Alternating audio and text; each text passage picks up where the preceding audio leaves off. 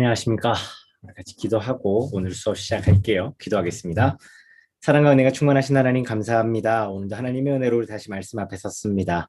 주님, 우리가 부족하고 연약한 가운데서도 말씀을 사랑하고 사모하며 함께 모였사오니 주님 이 시간 말씀을 마주할 때에 우리 각자의 자리에서 말씀을 마주하나 그 말씀은 한 말씀이요 한 분 하나님께서 주신 말씀이므로 그 말씀을 통하여 위로와 은혜를 받게 하시고 그 말씀이 임할 때 우리 가운데 내주하시는 성령님께서 함께하여 주사 같은 마음 같은 뜻 같은 생각으로 바로 세워지는 모든 지체들 될 수 있도록 축복하여 주옵소서. 그리하여 말씀이 원하시는 그 방향대로 위로와 은혜를 받게 하시고 기뻐하신 일들을 함께 도모하며 시대의 진정한 교회가 되기를 원하오니 우리로 하여금 참된 교회의 모습에서 이탈하지 않도록 붙들어 주시고 신이 인도하여 주옵소서. 오늘도 이 수업하는 자리를 기억하고 있으나 각자의 사정과 사연으로 말미암아 함께하지 못하는 분들이 계십니다. 하나님 언제 어느 자리에 있든지 하나님께서 보내시고 부르시는 곳이오니 그곳에서 하나님의 영광을 나타내며 후에 모든 일들을 마치고 다시 만났을 때에 하나님께 영광을 돌리며 하나님께서 그들 가운데 함께 하셨던 일들 정말 감사함으로 나눌 수 있도록 은혜 베풀어 주옵소서. 오늘 수업의 시정을 우리 주님께 의탁드리오며 모든 것 우리 구주 예수님의 이름으로 기도합니다. 아멘.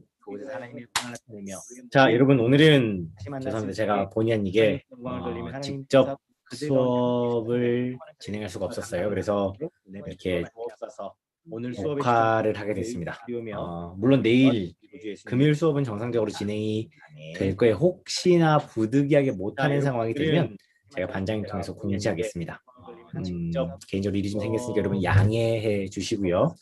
오늘은 제 시간에 줌에서 모이지는 못했지만 또 유튜브에서 여러분이 원하시는 시간에 들어오셔서 수업을 하실 텐데 비록 같은 시간에 함께 수업을 하지는 못하나 말씀은 하나요. 우리에게 그 말씀을 통해 은혜를 주신 분도 한 분이시므로 하나님께서 주시는 그 은혜로 말미암아 같은 생각 그리고 같은 방향으로 나아가는 우리 모두 되시기를 소망합니다.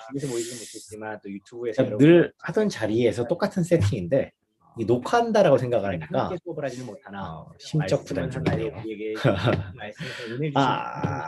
잠시만요 여러분. 제가 이걸 안 해놨군요.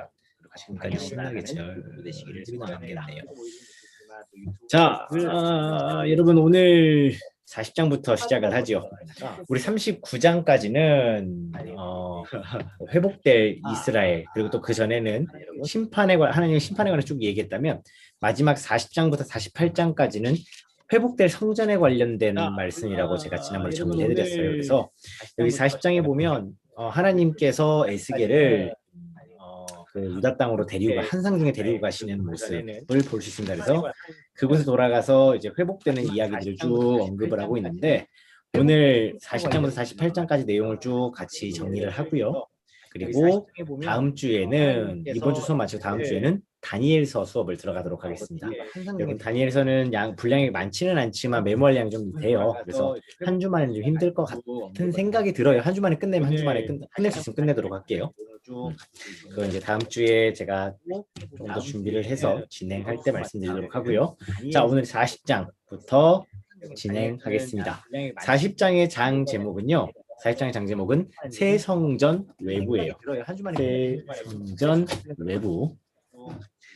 다음 주에 제가 좀 더 준비를 해서 새 성전 외부고요. 자, 여러분 1절부터 4절에 맥 표시해 주십시오. 1절부터 4절에 맥 표시. 그리고 새 성전 녹색 형광펜 준비해 주세요. 녹색 형광펜. 1절부터 4절의 맥 표시 녹색 형광펜. 1절 첫 번째 줄. 우리가 사로잡힌 지 25째 해. 우리가 사로잡힌 지 25째 해.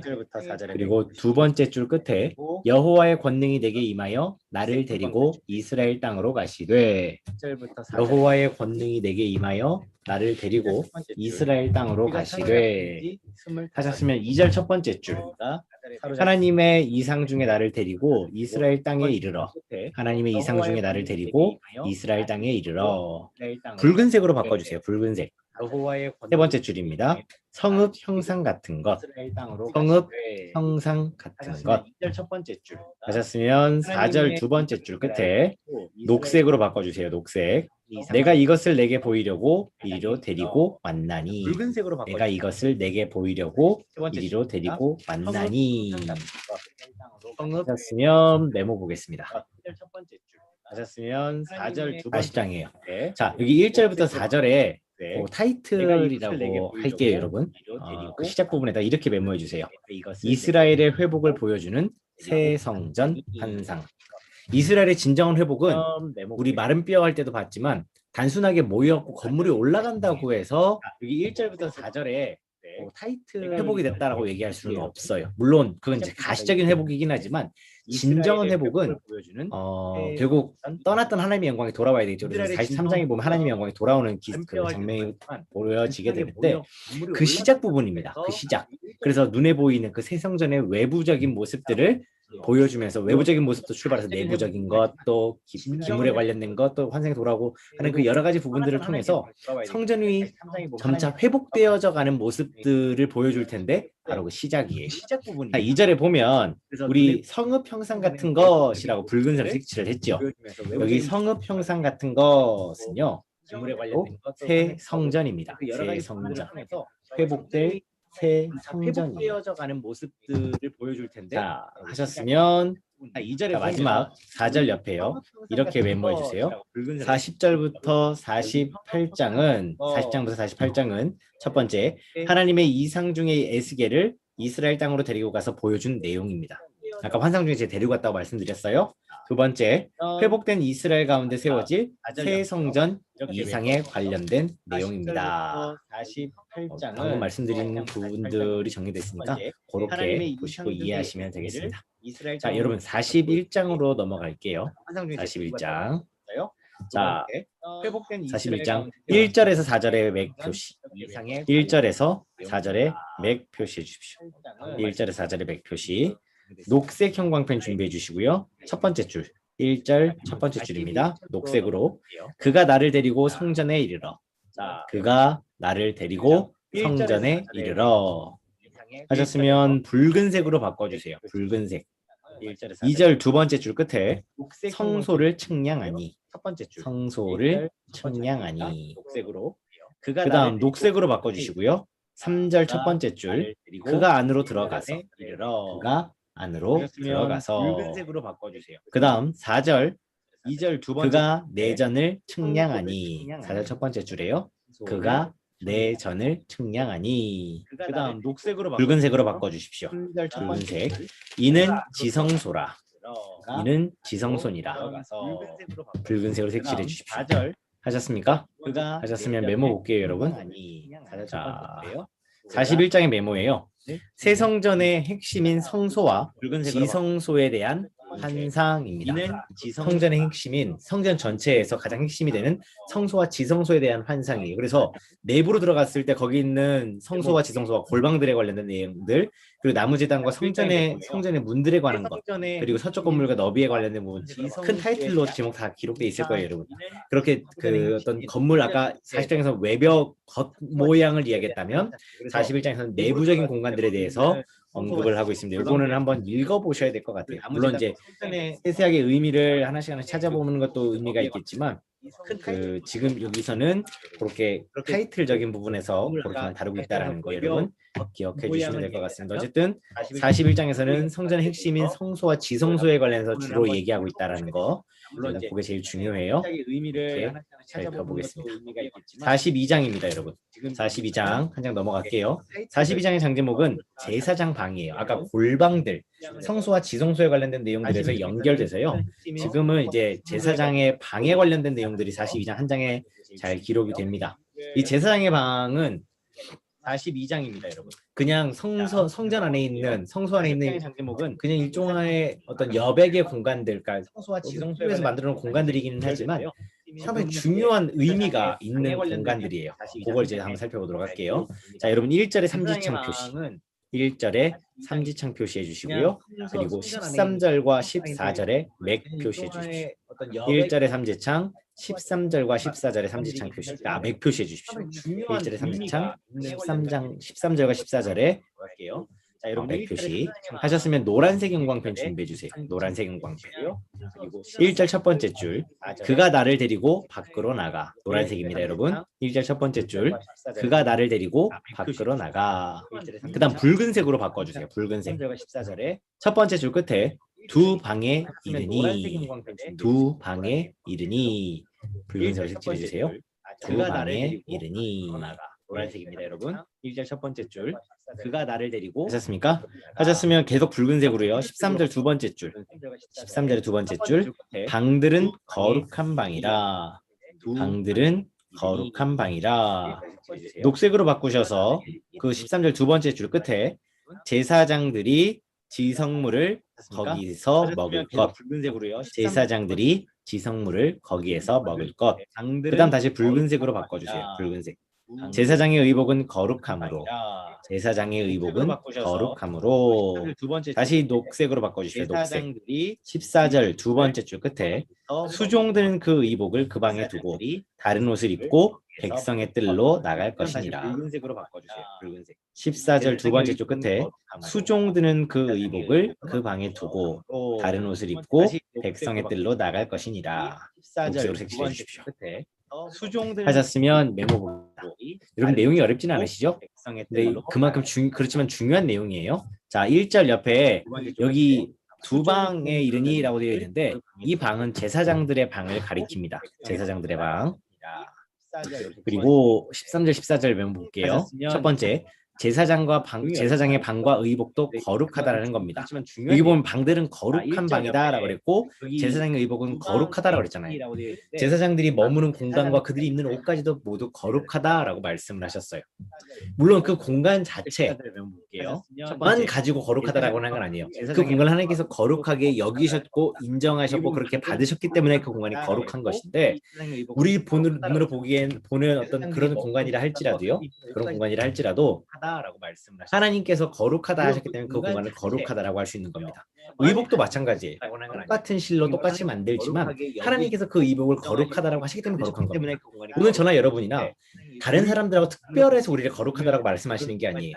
하나님께서 우리를 거룩하게 여기시기 때문에 우리가 거룩해진 것이지 우리가 특별해서 거룩해진 건 아니거든요.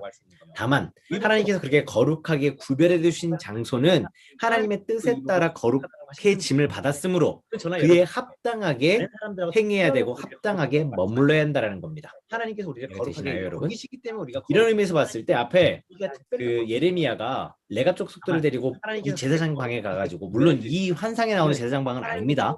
그렇지만 그 예레미야 때 아직 무너지지 않았던 그 성전의 제사장들의 방도 이 방들처럼 하나님께서 제사장들을 위해서 거룩하게 해두신 방일 텐데 그 방에서 포도주를 먹자라고 하는 그런 부분들 이 환상에 나오는 제사장 일반적으로 생각해 볼 때는 이치에 맞지 않는 것 같아요. 하지만 하나님이 뜻하신 바가 있어서 예레미야에게 허락하셨기 때문에 거기에 대해서 논할 가치는 없는 겁니다. 위해서 행여나 그 방에서 포도주 왜 하나님이 예레미야에게 그런 말씀을 하셨을까 하면서 이게 또 불필요하진 않지만 하지만 하나님이 한편으로는 굳이 하지 않아도 되는 고민들을 하시는 분들이 있기에 말씀드려요, 여러분. 자, 그 첫 번째 어쨌든 그렇게 거룩하다라는 거고 두 번째 영적 지도자들의 방과 의복에도 거룩함이 필요합니다. 오늘 이 방과 의복을 보면서 우리가 기억해야 될 것은요. 우리가 예배하는 저 예배당은 거룩한 곳입니다. 늘 말씀드리지만 저기서 우리가 떠나버리게 되면 일반 건물과 다르지 않아요. 왜냐하면 하나님께서 그것을 거룩하다라고 구별해 두신 건 우리들이 있기 때문입니다. 우리들이 특별해서가 아니라 예배하는 우리들을 위해서 마련해 두신 공간이므로 그 공간을 거룩하게 하신 거예요. 하나님께서. 그러므로 그에 합당하게 사용해야 됩니다. 그렇게 관리해야 합니다. 하지만 그 건물 자체를 거룩한 것으로만 여기고 거기에 대해서 본질적인 의미를 자꾸 예배하는 우리에게 전도돼 버리면 우리가 더 중요해요, 여러분.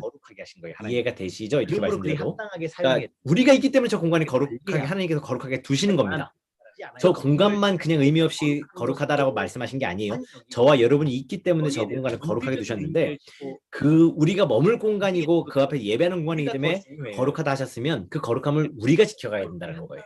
그러니까 우리가 있기 때문에 저곳에서 대화하고 생각하고 말하는 모든 것까지 물론 공간만 그냥 의미 없이 저 공간에 있어도 사단은 우리를 가만두지 않습니다. 우리 가운데 악한 마음을 주기도 하고 우리가 그릇된 판단과 그릇된 생각을 하게끔 만들기는 하지만 거룩하다 하셨으면 그리할지라도 저 공간을 하나님께서 구별해 두셨으므로 그 공간에 맞는 삶의 그 신앙적 태도를 갖추기 위해서 우리가 부단히 노력해야 합니다.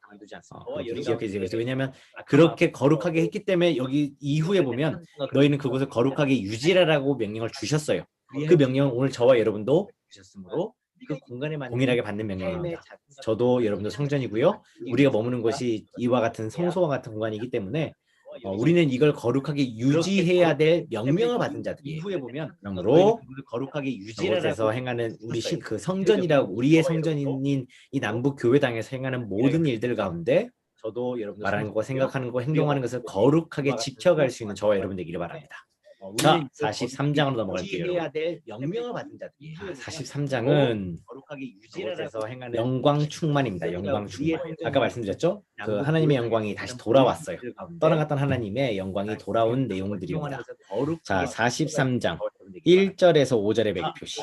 1절에서 5절의 맥표시 해주십시오. 3장은 하셨으면 녹색 형광펜 준비해 주시고요. 녹색 형광펜 1절 첫 번째 줄 녹색으로 그 후에 그가 나를 데리고 문에 이르니 그 후에 그가 나를 데리고 문에 이르니 그 다음 동쪽을 향한 문 동쪽을 향한 문 그 다음 붉은색으로 바꿔주십시오. 붉은색 2절 첫 번째 줄 하나님의 영광이 하나님의 영광이 다시 녹색으로 바꾸셔서요. 이어서 색칠할게요. 동쪽에서부터 오는데 동쪽에서부터 오는데 그 다음 붉은색으로 바꿔주십시오. 붉은색 2절 첫 번째 그 다음 줄 바꿔서요. 녹색으로 땅은 그 영광으로 말미암아 빛나니 땅은 그 영광으로 말미암아 빛나니 붉은색으로 바꿔주시고요. 4절 첫 번째 줄 여호와의 영광이 여호와의 영광이 녹색으로 바꿔주십시오. 녹색 5절 첫 번째 줄 여호와의 영광이 성전에 가득하더라. 땅은 여호와의 영광이 성전에 가득하더라. 붉은색으로 바꿔주시고요. 색칠해 주셨습니까? 하셨으면 여호와의 한번 볼게요. 녹색으로 바꿔주십시오. 43장 2절입니다. 10장에서 떠났던 하나님의 영광을 가리킨다 라고 했어요. 여기 하나님의 영광이라고 부르면서 색칠했죠. 가리킨다라 그랬는데 여러분 여기 보면 동쪽에서 오는데 그 영광이 4절에 보세요. 동문을 통해 성전으로 들어가고라 그랬어요. 여러분 제가 지난번에 동문에 대해 설명을 드렸습니다. 성전에 있는 모든 문 중에 제일 중요한 문이라고 말씀을 드렸어요. 동쪽에서 해가 뜰 때 빛이 들어오는 문입니다. 그러니까 이게 잘못 착각을 해가지고 일요성신을 숭배해서 그렇지 동쪽에서 태양이 떠오르면서 빛이 비추는 모습을 하나님의 영광이 임하는 것과 동일하게 여겼었거든요. 그런 의미에서 빛이 들어오는 문, 빛이신 예수님이 오시는 문이잖아요. 그래서 가장 중요한 문이에요. 이스라엘에게 있어서 가장 중요한 문인데 하나님의 영광이 다시 그 문으로 돌아오시는 겁니다. 떠날 때도 그 문으로 떠났지만 그때 떠날 때 뭐라 그랬어요? 왜 여기를 이렇게 거쳐가느냐? 그 길로 돌아오시기 위해서 가장 영광스러운 문으로 돌아오시기 위해서 그렇게 떠나가셨다라고 말씀을 드렸었어요. 예수님이 오시는 문이잖아요. 그래서 그처럼 하나님의 영광이 다시 성전 동쪽 문을 통해서 들어와서 성소를 지나 지성소로 들어온다라고 하는 건 떠났던 하나님의 영광이 다시 개선하는 장군과 같이 전쟁을 마치고 개선하는 장군과 같이 개선문을 향해서 돌아오는 것과 동일하다라는 거 여러분 기억해 주시면 되겠습니다. 그런 의미예요. 아시겠죠? 문을 통해서 들어와서 넘어가겠습니다. 성소를 지나 지성소로 들어온다라고 하는 44장입니다. 44장 44장 2장 넘겨가지고 44장 15절이에요. 44장 15절의 맥표시 그리고 21절과 22절의 3지창 표시해 주십시오. 15절의 맥표시 21절과 22절의 삼지창 표시해 주시고요. 녹색 형광펜 준비해 주세요. 녹색 형광펜 15절 첫 번째 줄입니다. 15절 첫 번째 줄 끝에 사독의 자손 레위 사람 제사장들은 내 성소의 직분을 지켰은즉 사독의 자손 레위 사람 제사장들은 내 성소의 직분을 지켰은즉 붉은색으로 바꿔주세요. 붉은색 15절 첫 번째 줄 끝에 이어 색칠합니다. 그들은 내게 가까이 나와 수종을 들되 그들은 내게 가까이 나와 수종을 들되 이번에 노란색으로 바꿔주시고요. 21절입니다. 아무 제사장이든지 안뜰에 들어갈 때에 아무 제사장이든지 안뜰에 들어갈 때에 포도주를 마시지 말 것. 그 다음 22절입니다. 과부나 이혼한 여인에게 장가들지 말고 22절입니다. 과부나 이혼한 안뜰에 들어갈 때에 여인에게 장가들지 말고 붉은색이에요. 두 번째 줄 처녀나 처녀나 제사장의 과부에게 장가들 것이며 과부나 이혼한 여인에게 처녀나 제사장의 과부나 이혼한 과부에게 장가들 것이며 장가들지 말고 붉은 색을 색칠해 주십시오. 네. 하셨으면 메모 보겠습니다, 여러분. 처녀나 44장은 제사장 직무예요. 제사장의 말씀드렸죠. 과부에게 이제 성전은 다 이렇게 외형적으로도 그렇고 이제 대략 정리가 됐어요. 그래서 이제 돌아오는 것까지 정리가 됐는데 하나님 영으로 들어오셨어요. 그럼 이제 거기서 뭐가 이루어져야 되냐면 하나님 앞에 예배가 다시 시작돼야 되잖아요. 제사가 시작되어야 되는데 그때 제사장들이 해야 될 일들, 그리고 어떤 사람이 제사장이 되어야 하는지 하나님께서 말씀하시는 겁니다. 자, 여러분 15절에 메모 보세요. 하나님 영으로 들어오셨어요. 그럼 이제 15절에 보면 하나님 전에서 사역을 감당하는 것은 영적 지도자에게 축복 중에 축복이다라고 그랬는데 단순히 레위 지파의 사람이라고 해서 제사장이 되는 게 아니고요. 기존에는 아론 지파에서 이렇게 아론 계열의 사람들이 쭉 제사장을 했는데 지금 새롭게 회복될 성전에서는 다른 계열의 제사장들이 제사장들이 등장을 합니다. 바로 15절에 보면 사독자손 레위 사람 제사장들이라고 하나님께서 제안하셨어요. 제사장들을 왜 제안하셨냐면 15절 앞에 보세요. 이스라엘 족속이 그릇 행하에 나를 떠날 때라고 전제를 두셨습니다. 왜 그들을 선택하셨는지를 말씀하셨다는 거예요. 어려운 상황 가운데 그리고 힘든 상황 가운데 그리고 어떤 선택의 기로에서 나를 위한 선택이 아니라 하나님을 위한 선택을 했던 사람들이 바로 누구였냐면 사독의 자손들, 그 계열의 사람들입니다. 이해가 되시나요? 그래서 끝까지 하나님 편에 섰던 사람들이라는 거죠. 그 사람들이 회복될 성전에서 제사장의 업무를 사명을 감당하게 될 것이다라고 하나님께서 말씀하셨어요.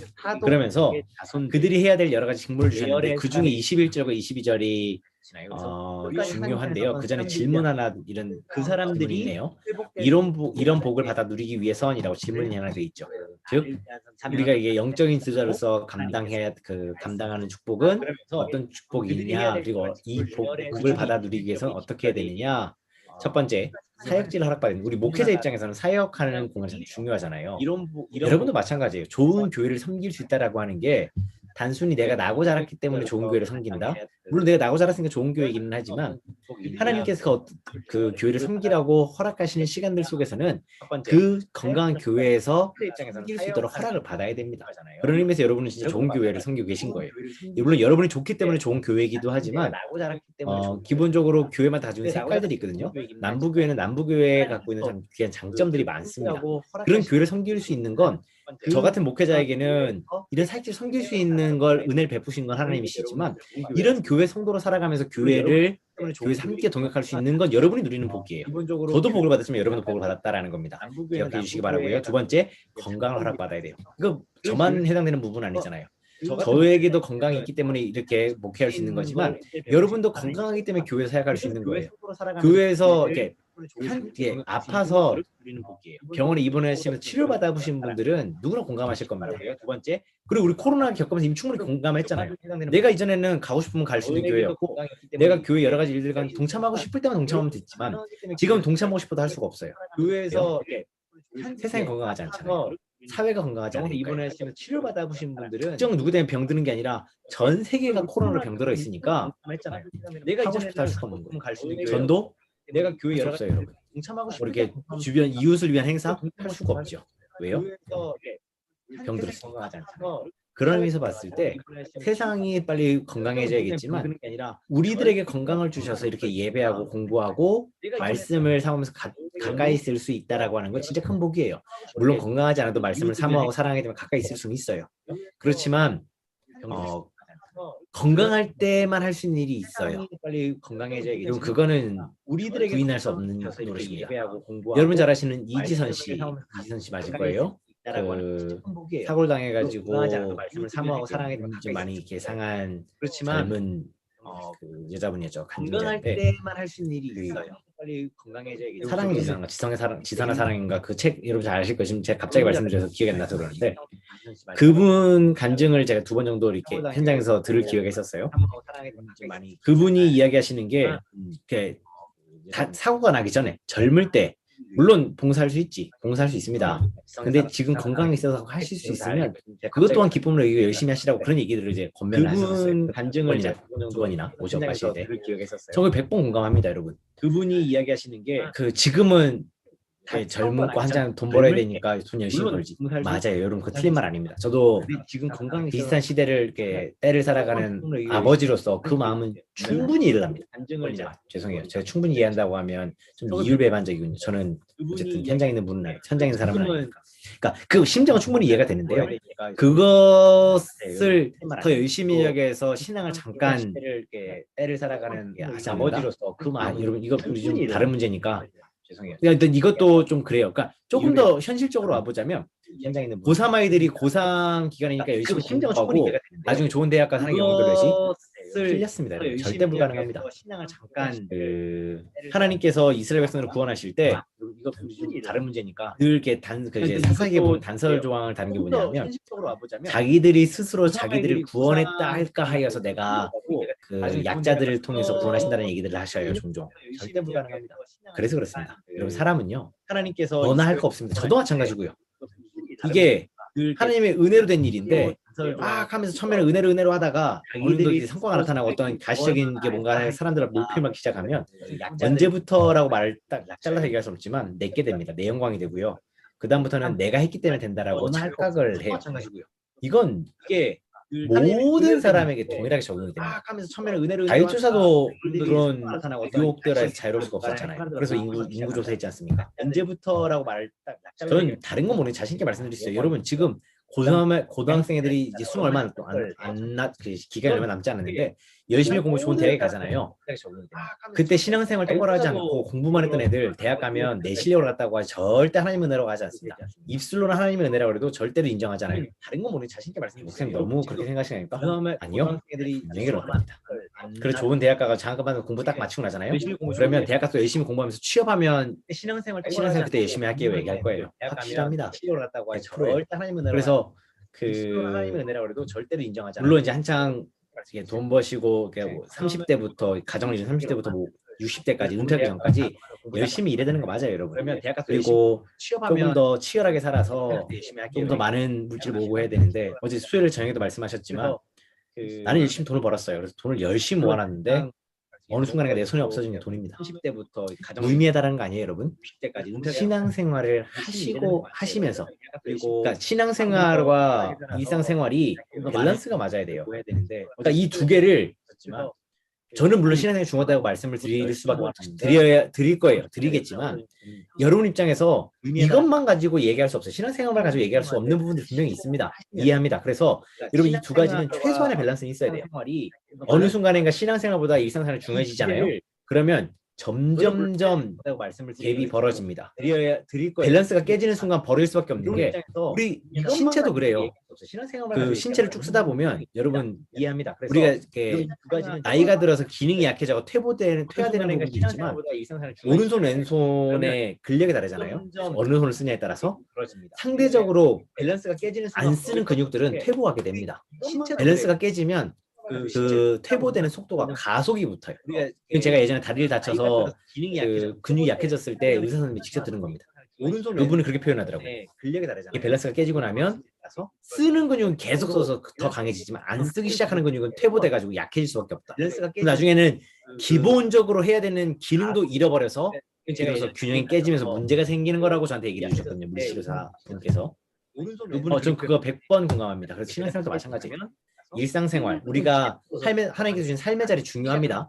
그 삶의 자리에서 우리가 생각하는 비중과 신앙생활의 비중이 밸런스를 찾아야 돼요. 밸런스가 깨졌으면 맞춰야 됩니다. 안 맞추고 계속하게 되면 점점점 갭이 벌어져서 어느 한쪽이든 상할 수밖에 없어요. 일상생활 신앙생활이 너무 앞서가는 것도 긍정주의라고 할 수는 없어요. 그래서 죄송해요. 다 내팽겨치고 여기가 몰두한다? 전형적인 이단의 모습입니다, 여러분. 아시겠죠? 맞춰야 됩니다. 안 맞추고 계속하게 되면 설명드릴게요. 자, 여기 22절에 보면 붉은색으로 처녀나 제사장의 과부에게 장가될 것이라는데 하나님께서 제사장의 배우자까지도 이렇게 말씀하셨어요. 다 내팽겨치나 그 결혼을 해야 될 때는 그러니까 결혼하지 말라는 말 안 하셨어요. 결혼해야 될 때는 과부나 이혼한 여인에게 장가들지 말고 처녀나 아니면 재산의 과부에게 장가를 들어라고 말씀을 하셨는데, 이렇게 대상자를 정해주신 건 그들이 행해야 되는 직무의 특성상 그렇습니다. 결혼하지 말라는 말 안 하셨어요. 이게 잘못 생각하면 이혼한 여인에게 그러면 이 범위에 들어가지 않는 사람은 하자가 있는 거야라고 생각하실 수 있는데, 그런 건 아니고요.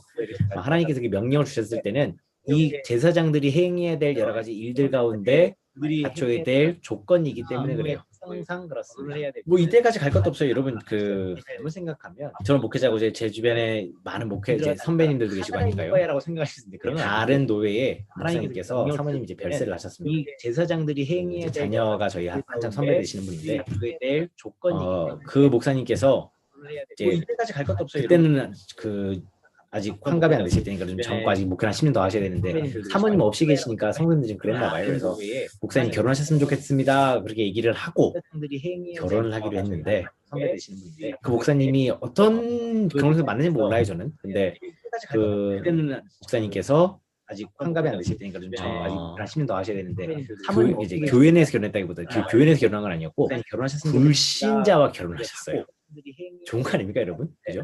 안 믿는 분과 결혼을 하셨는데, 그분이 이제 그 목사님께서 이혼을 하셨던 분이었나 봐요. 아무튼 자세한 건 제가 잘 모르겠습니다.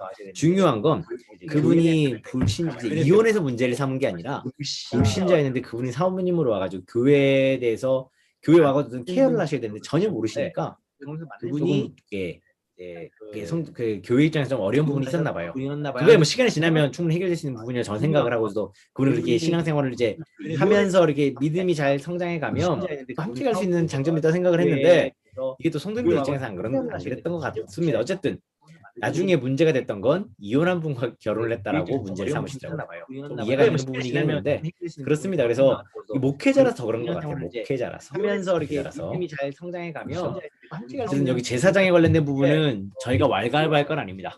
하나님께서 주신 기준이니까 여기 보면 제사장들의 결혼 대상자는 해서 두 부류로 제한해 두셨다는 것만 여러분 이해해 두시면 될 것 같아요. 그렇습니다. 그래서 이 영상 오해는 안 하셨으면 좋겠습니다. 제가 이런 부분 나올 때마다 조금 염려가 돼요. 염려가. 여기 제사장에 관련된 부분은 여러분은 안 그러실 것 같은데, 하나님께서 이게 종종 제3의 인물들이 한 번씩 보시는가 봐요. 두 부류로 그래서 됐다는 것만 제가 이해해 두시면 조금 더 설명드렸습니다. 나중에 혹시나 이거 가지고 문제 삼지 마세요. 이 영상 오해는 안 하셨으면 좋겠습니다. 넘어가겠습니다. 45장입니다. 자, 45장 1절의 맥표시. 45장 1절의 맥표시 해주시고요. 녹색 형광펜 준비해주세요. 녹색 형광펜. 첫 번째 줄입니다. 제비 뽑아 땅을 나누어 기업으로 삼을 때에, 제비 뽑아 땅을 나누어 기업으로 삼을 때에 붉은색으로 바꿔주시고요. 45장 두 번째 줄, 거룩한 땅으로 삼아 여호와께 예물로 드릴지니, 거룩한 땅으로 삼아 여호와께 예물로 드릴지니.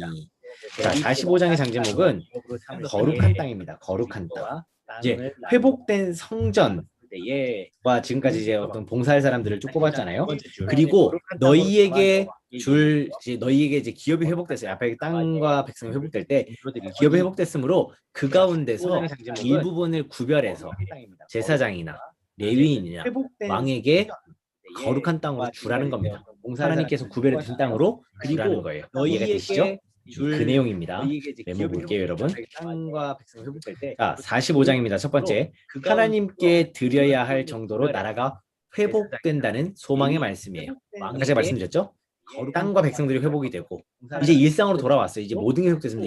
예배드릴 장소까지 회복이 됐어요. 그러면 이스라엘은 이스라엘로서의 정체성을 지킬 수 있는 거의 대부분이 회복된 거 아니겠어요? 그렇기 때문에 너희가 다시 기업을 회복하면, 예전에 처음 이스라엘 백성들이 가나안 땅에 들어와서 땅 분배를 하면서 레위 지파에게는 분깃을 주지 않고 각 지파마다 조금씩 거룩한 땅을 구별해서 그들에게 주었던 것처럼, 성읍을 주었던 것처럼 그렇게 거룩한 땅으로 구별해 주라라는 말씀입니다. 이렇게만 이해하시면 될 것 같아요.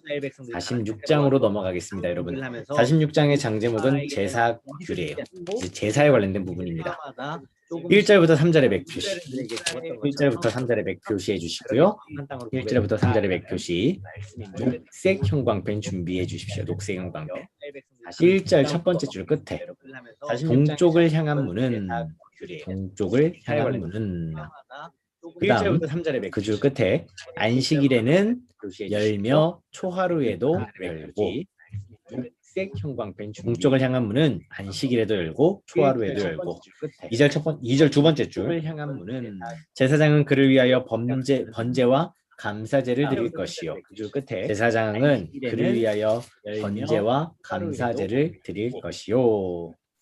그 다음 3절 는 안식일에도 열고 초하루에도 이 땅 백성도 안식일과 초하루에 이 문 제사장은 입구에서 그를 나 위하여 여호와 앞에 예배할 것. 이 감사제와 땅 백성도 안식일과 초하루에 이 문 제사장은 입구에서 나 그를 여호와 위하여 앞에 예배할 것. 번제와 녹색으로 감사제를 색칠해 주십시오. 드릴 것이요. 하셨으면 메모 보겠습니다. 3절 46장 1절에 3절의 내용은요.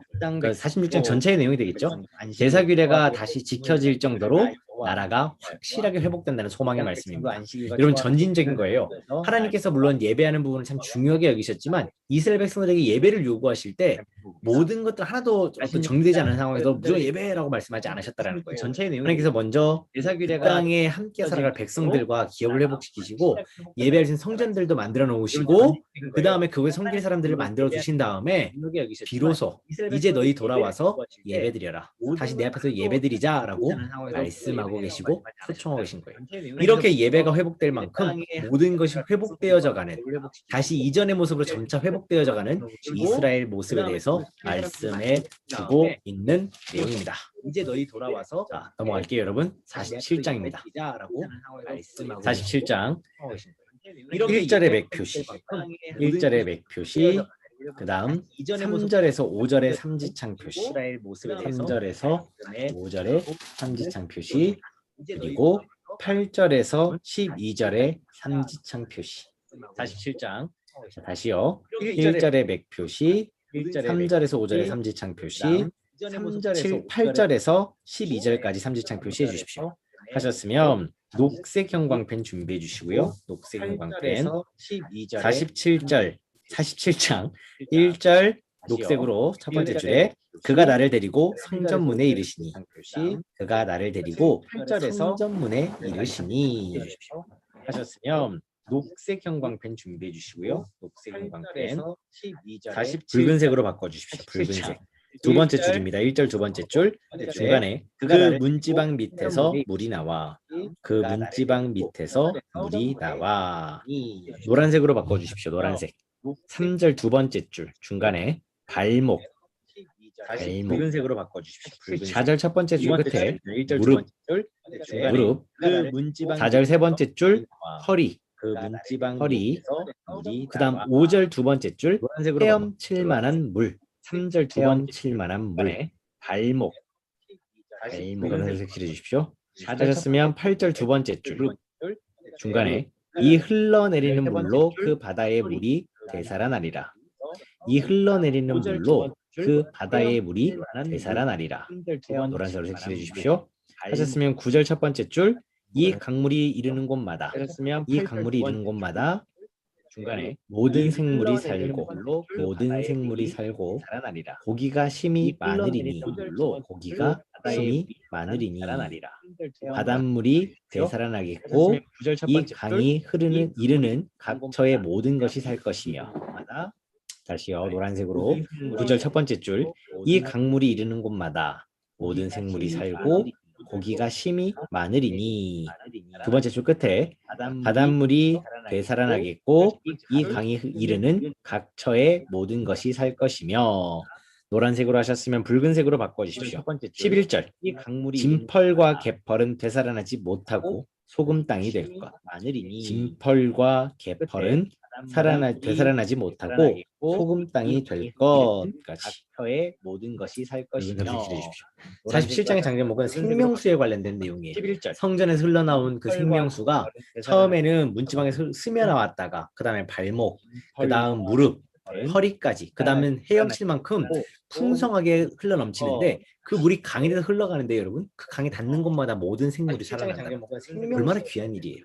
즉 말씀이신 예수님이 생명수이신 예수님이 이르는 곳마다 모든 것이 되살아난다는 거예요. 허리까지. 어제 그 수요일 날 저녁에 그 목사님께서 설교 때 말씀하신 그 집사님 보세요.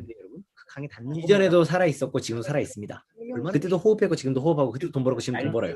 단순하게 예수님 믿고 돈을 더 많이 벌었다 그 얘기는 돈은 똑같이 버는데 돈이 더 바르게 잘 쓰이고 있다라는 것이고 채워지고 있다라는 거예요. 날 저녁에 뭐 여러 가지 이론에서 예전엔 다 세던 돈들이 지금 모인다라고 볼 수도 있겠죠. 어쨌든 살아 있었고 중요한 건 말씀이 그 안에 있으니까 그분이 날로 기뻐지신다라고 얘기하잖아요.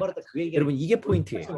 우리가 더 바르게 물론 세상에서 여러 가지 것들을 성취하기도 하고 얻어서 기쁠 수도 있고 행복할 수도 있겠지만 결론적으로 우리 신앙인들이 오늘도 살아있음을 고백하는 것은 내가 밥을 먹고 숨을 쉬고 물을 마시기 때문에 살아있다라고 얘기하는 게 아니라 우리가 오늘도 말씀을 만나고 있고 말씀을 접하고 있기 때문에 거기서 세임을 얻어서 영적으로 살아있다라는 겁니다. 이게 진짜 살아있는 거예요. 마른 뼈가 온전히 만들어지고 겉모습은 사람과 다를 바가 없었지만 그건 죽은 것 같다고 얘기했어요. 근데 그때 에스겔에게 생명이 들어가라라고 명령했을 때 그 영이 들어가자 진짜로 살아나서 군대가 되잖아요. 거기서 그게 중요하거든요. 힘으로서 영적으로 살아있다라는 겁니다. 이게 진짜 살아있는 거예요. 마른 뼈가 온전히 만들어지고 겉모습은 사람과 다를 바가 없었지만 메모예요. 자, 1절. 근데 앞으로 완성될 새 성전의 문을 가리킵니다. 여기 성전문에 이르렀다고 하는 건 지금 이제 환상 가운데 보이는 그 문이 그 성전의 문입니다, 여러분. 그렇게 이해하시면 되겠고요. 그 다음 여기 붉은색으로 문지방에서 물이 새어나와라고 돼 있어요. 문지방 밑에서 물이 나와라고 그랬는데 바로 앞으로 완성될 생명수 대신 예수 그리스도예요. 자, 그 다음 8절과 9절에 보면 물이 점점 그 환상 가운데 닿는 곳마다 살아난다라는 얘기인데 생명수가 만물을 소성케 한다라는 말씀입니다. 지방에서 설명드렸으니까 넘어가고요. 11절이 중요해요. 사해 주변에 있는 진흙구덩이가 진펄과 개펄입니다. 여러분 위에 갈릴리오스에서 쭉 지나서 요단강을 지나가지고 밑에 가면 사해가 있잖아요. 사해는 다른 곳보다 해발고도가 200m가 낮은데 물이 들어가면 들어가긴 열심히 들어가는데 어디로 나가는지는 알 수가 없어요. 중요한 건 어디를 빠져나가는 게 아니라 거기서 모여 있는데 워낙 뜨거우니까 물은 증발이 돼요. 갈릴리오스에서 근데 거기에 그 주변에 보면 사해는 암염이라고 해서 소금 끼는 돌들이 많습니다. 물이 들어가는 그러니까 이게 하는데 그러니까 소금기가 있다는 건 바닷물이라고 볼 수가 있어요. 그래서 그 사해에 들어가면 모여 있는데 우리가 이게 누워서 책도 보고 한대요. 저는 안 들어가 봤습니다, 여러분. 안 가봤으니까요. 근데 그 사진을 보니까 들어가서 진짜 누워서 책을 보고 하더라고요. 그리고 주변에는 암염이라고 하는 돌덩어리가 참 많습니다. 근데 그게 예전에 이제 소금이 그러니까 소금기가 있다는 그 뭐랄까요? 예, 사에 들어가면 그 물이 증발하고 소금이 남았는데 그게 오래돼가지고 굳어서 돌처럼 된 걸 암염이라고 하고 예전에는 이런 암염을 일종의 화폐로 썼어요. 그 로마 주변에는 암염이라고 시대에는 군인들에게 그 샐러리 그 공급을 줄 때 바로 이런 그 소금 줬거든요.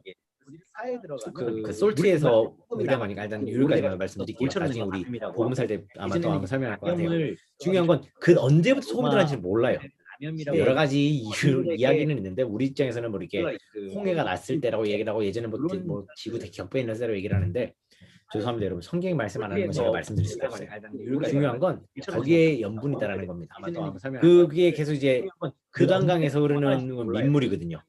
민물은 계속 들어가요. 계속 들어가는데 증발이 되고 소금 염도는 상당히 높습니다. 주변에 있는 지중해도 높으니까 그런 상황이에요. 말씀 안 하는 건 제가 말씀드릴 수가 없어요. 그런 상황이다 보니까 주변에 생물을 살 수가 없습니다. 바로 사회 주변에는 그 물이 들어가도 바뀌지가 않아요. 달라지지가 않습니다. 이게 중요한 거예요. 우리의 심령이 진펄과 개펄과 같으면 아무리 생명수가 들어도 물론 예수님이 만지시면 바뀌지요. 그런데 우리 심령이 그만큼 완악하게 되면 생물을 살 수가 없습니다. 바로 쉽지 않다라는 겁니다. 그래서 여기서도 진펄과 개펄은 되살아나지 못한다는 거예요. 생명수인 예수님이 말씀을 주셔도 그 말씀 받을 마음 자세가 안 돼 있으면 튕겨내게 되면 아무리 생명수가 들어가서 물론 예배당에 오는 게 중요한 게 아니라 말씀을 듣는 겁니다. 수용하는 게 중요해요. 수용해서 내 삶에 적용하는 게 중요합니다. 그게 포인트예요. 그렇지 않으면 우리는 진펄과 개펄과 다르지 않은 심령이 예수님 말씀 것이죠. 그러므로 진펄과 개펄 심령이 되지 않도록 여러분 기도에 스스로를 위해서 기도하시기 바랍니다. 자, 여러분 마지막 48장입니다. 48장은 회복될 땅이에요. 회복될 땅. 그렇지 않으면 회복될 땅. 1절의 맥표시 1절의 맥표시 해주시고 녹색 형광펜 준비해 주세요. 녹색 형광펜을 위해서 기도하시기 바랍니다. 형광펜 준비하시고 1절 첫 번째 줄 8장은 모든 지파의 이름은 이와 같으니라. 모든 지파의 이름은 이와 같으니라. 1절의 맥표시 그 다음 붉은색으로 바꾸셔서 1절 마지막에 네 번째 줄 끝에요. 단의 몫이요. 단의 몫이요. 1절 첫 번째 줄. 하셨으면 메모 보고 한 장 넘겨서 마지막 부분 볼게요. 자, 48장 1장 메모 볼게요. 첫 번째, 지파들에게 땅을 분배할 정도로 이스라엘 땅이 확실하게 회복된 것입니다. 물론 아까 앞에 땅 회복하고 백성들의 회복이 있었지만 48장에서 얘기하는 건 단순히 너희가 돌아오는 게 아니라 지금은 이제 앞에는 남유다라고 제한하진 않으셨어요. 근데 남유다인 걸로 보입니다. 그 성전 주변에. 근데 거기서 한 걸음 더 나가서 지금 48장에서는 북이스라엘까지도 다 포함하고 있어요. 여기 나오는 그 지파들을 보면 북이스라엘 지파들에 대한 내용들이 상당히 많습니다. 너희가 돌아오는 게 아니라 그래서 앞에서는 남유다에 관련된 부분들 그리고 남유다를 중심 예루살렘 중심으로 남유다에 관련된 부분들을 이해하시면 되겠고요. 48장은 나머지 앞서 잃어버린 열 지파까지도 하나님께서 염두에 두시고 그들도 회복시키실 거 하나님의 계획 속에 있다라는 걸 여러분 염두에 두시고 말씀 보시면 되겠어요. 그래서 여기 보면 두 번째 단의 몫이요라고 붉은색 칠해요. 여기 두 번째 보세요. 단은 기업을 제대로 분배받지 못한 지파라고 되어 있습니다. 잃어버린 열 지파까지도 단 지파가 처음에 염두에 두시던 땅이 있어요. 그런데 그 땅에 있는 애들이 워낙 강하니까 그 단지파가 그 땅을 포기합니다. 두 번째 단의 몫이요라고 사사기 다시 나중에 두 번째 다시 읽어보세요. 단은 기업을 제대로 여호수아서 보면 그들이 땅을 이렇게 정복을 해갈 때 단지파는 처음 받았던 땅을 버리고 그쪽에 올라가서 그 나이스라고 하는 지역에 정착을 하게 돼요. 바로 그 과정 속에서 어떤 일이 벌어지냐 하면 그 미가의 집에 있는 청년 제사장을 자기 지파로 데리고 가는 그런 사건들이 있죠. 자, 그거랑 연관이 있다고 생각하시면 돼요. 어쨌든 지금 단지파, 회복되는 첫 번째 지파를 누구로 잡았냐면 단지파예요. 단지파가 처음 사라졌기 때문에 그러니까 처음 사라지기보다는 가장 약한 이제 강한 지파의 이제 세로는 강한 지파였지만 어쨌든 가장 먼저 사라진 지파, 유명무실해진 지파가 단지파거든요. 그리고 싸움을 때는 첫 번째 지파를 그러니까 하나님께서 뭐 명령하신 그 장소를 이탈했던 첫 지파이기도 해요. 그래서 단지파가 회복된다는 상당히 의미가 있습니다. 세로는 강한 지파, 단지파도 회복된 나머지 지파는 어떻게 했어요? 유명무실해진 그런 관점, 그 성경이 표현하는 그런 표현들을 여러분 유의해서 보셔야 돼요. 자, 마지막 35절입니다, 여러분. 그 장소를 이탈 넘겨주셔서요. 35절에 별 표시해 주십시오. 별 표시. 의미가 있습니다. 별 표시. 하시고 붉은색 형광펜 준비해 주십시오. 붉은색 형광펜. 그런 35절 첫 번째 줄 끝에 그 성읍의 이름을 여호와 삼마. 마지막 35절입니다. 그 성읍의 이름을 여호와 삼마라고 붉은색으로 표시해 주십시오. 별 표시. 의미가 있으면 바로 메모 볼게요. 여러분 이제 마지막 메모입니다. 자, 35절 첫 번째. 여호와께서 거기에 계신다라는 뜻이고요. 두 번째, 에스겔리어는 하나님께서 이스라엘과 함께 하신다, 함께 계신다라는 환상으로 끝이 나요. 세 번째, 여호와 삼마의 교회와 가정이 되게 하자라고 그랬습니다. 여러분 이제 마지막 메모입니다. 여러분 에스겔서를 보면서 참 은혜가 되는 건 여호와께서 이스라엘 백성을 이렇게 패역했고 물론 모든 예언서에서도 하나님께서 회복을 주신다라고 하는 소망을 주고 있지만 하나님께서 이스라엘과 함께 하신다. 그냥 회복된다라는 게 아니라 회복된 자리에 하나님께서 다시 돌아오신다라는 교회와 하나님께서 함께 계신다라는 겁니다. 이게 포인트예요. 에스겔서를 보면서 참 은혜가 되는 제가 독립 반지가 벌써 20년이 다 돼갑니다. 집에 가면 조금 낯설기도 하고 어색한 부분도 있기는 그러니까 낯선 부분이 있어요. 근데 하나님께서 다시 돌아오신다라는 집에 가면 한 가지 이게 포인트. 조금 뭐랄까 제가 익숙하면서 새로운 건 부모님과 함께 있다라는 거. 독립 반지가 자주 못 가잖아요. 그러니까 거리가 멀어서 코로나 터지고 지금 근 2년간 집을 못 갔어요. 그냥 이게 낯선 부분이 있어요. 근데 여러분 저도 집에 가고 싶어요. 집에 가면 한 가지 불의한다고 생각하지 마세요. 집에 정말 가고 싶습니다. 뭐랄까 가고 싶은데요. 익숙하면서 새로운 건 그 지역이 인천 지역인데 독립 반지가 자주 못 가잖아요. 조금 소강 상태 갔다가도 금세가 무지개 번져요. 이게 정말 가고 싶습니다. 낯선 부분이 있어요. 근데 저도 집에 가고 싶어요. 그러니까 집에서도 좀 왔으면 하시면서 못 오게 하시는 이유. 그래서 제가 못 가는 이유는 새로운 건 목회자이기 때문입니다. 인천 지역인데 행위 하나, 자주 못 아내 하나. 조금 소강 상태 갔다가 제가 금세가 무지개 그 지역에 갔다 와서 이게 정말 가고 싶습니다. 확진 판정을 받게 되면 집에 가고 싶어요. 우리 교회 은혜가 안 되는 건 당연하고요. 어머님 교회도 어려워질 수가 있어서 오게 하시는 이유. 그래서 제가 못 가는 이유는 새로운 건 목회자이기 때문입니다. 인천 지역인데 뭐 다른 사람들 갈 때 다 가고 놀러 다 가지 않느냐, 갔다 오면 어떻겠느냐라고 얘기를 그 지역에 하는 사람도 있고 생각도 합니다. 여러분 왜 안 가고 싶겠습니까? 확진 판정을 받게 되면 우리 교회 은혜가 안 되는 건 당연한데 어머님 교회도 어려워질 수가 있어서 오게 하시는 이유. 제가 못 가는 이유는 정말 그 이유 때문에 못 가겠습니다.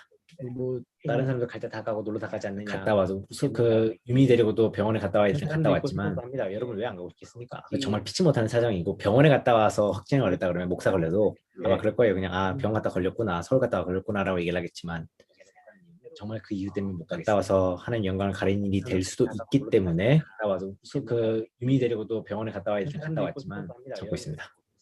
정말 피치 못하는 사정이고 병원에 갔다 이 얘기를 하랬던 게 아닌데 어쨌든 그래요. 집에 가면 부모님하고 함께 있다라고 하는 그 느낌이라는 게 있잖아요. 그래서 지금 어머님도 못 오시고 있는 상황이에요. 그러니까 서로 왔다 갔다 못하니까 좀 많이 답답하긴 한데 이게 같이 있다라고 하는 그 느낌이 당연한 건데 지금 생소하긴 합니다. 근데 그래요. 같이 있다 전화를 얼굴을 보는 게 아니라 같이 있을 때 그 느낌이 지금 어머님도 못 오시고 있는 상황이니까 새롭더라고요. 왔다 갔다 못하니까 좀 많이 답답하긴 제가 아이를 낳아보고 기르면서 더 크게 느껴지는 것 같습니다. 같이 있다라고 하는 그 느낌이 당연한 건데 지금 예전에는 때로는 부모님 죄송해요. 잔소리가 좀 싫어서 막 결혼했으면 좋겠다 생각했던 적도 있고 결혼해서 나갔으면 좋겠다 생각했던 적도 있었는데 좋아요. 요즘은 함께 있다라고 하는 그 느낌이 제가 아이를 낳아보고 기르면서 더 부모님 함께 있다는 느낌이 참 새롭거든요. 여기 하나님께서 거기 계신다. 예전에는 네가 있는 곳에 예배가 있는 곳에 예배가 있는 곳에 내가 너와 함께 있다라고 말씀하시는 에스겔서가 주는 이 은혜가 참 크게 와닿아요. 특별히 요즘 코로나 시대라서 더 그런 것 같아요. 여러분, 하나님은요 여기 하나님께서 거기 계신다. 이스라엘 백성처럼 폐역했던 우리의 삶에 찾아오셔서 우리의 삶을 바꿔주셨습니다. 그리고 회복시켜 주셨죠. 우리는 이스라엘 백성과 다를 것이었기 때문에 우리 때때로 이스라엘 백성처럼 순간순간 무너질 때가 참 많습니다. 그래서 하나님 앞에 책망받기도 하고 또 벌을 받을 때도 있죠. 그렇지만 그 모든 과정을 통해서 결국 하나님 우리를 회복시키시고 다시 회복된 그 자리에 함께 하십니다. 우리는 이스라엘 백성과 다른 하나님께서 늘 여러분의 가정과 여러분의 순간순간 삶의 자리와 여러분이 행하는 모든 곳에 함께 계신다는 사실들을 기억하시고 하나님의 사람으로서 합당하게 예배하며 합당하게 행하는 귀한 하나님의 사람들 되시기를 주님의 이름으로 축복합니다. 자, 오늘 수업은 이렇게 해서 마무리하겠습니다. 여러분 정말 고생 많으셨고요. 오늘 부득이하게 조금 혼자 당겨서 녹화 방송을 녹화하면서 수업을 진행을 했어요. 아쉽기는 하지만 여러분 오늘은 이제 하나님의 사람들 되시기를 피치 못한 사정이 있으니까 여러분 양해를 해주시고 오늘 수업은 다음 주에요. 다음 주에는 다니엘서를 진행하겠습니다. 다니엘 수업을 진행을 할 거니까 여러분 오늘 수업 마무리하시면 다니엘서는 분량이 많지는 않으니까 꼭 오늘 장제목 하기 전에 한 번 정도 읽어주세요. 읽어주시면서 미리 장제목도 한번 다음 주에요. 내용도 미리 한번 예습해 주시면 후에 나중에 다니엘 공부할 때 더 귀한 은혜가 있을 줄 믿습니다. 오늘 너무 수고 많으셨습니다. 평안한 밤 되시고요. 꼭 장제목 하기 전에 한 번으로 주일에 뵙도록 하겠습니다. 미리 장제목 많으셨습니다. 다음 주에요. 내용도 미리 한번 예습해 주시면 후에 나중에 다니엘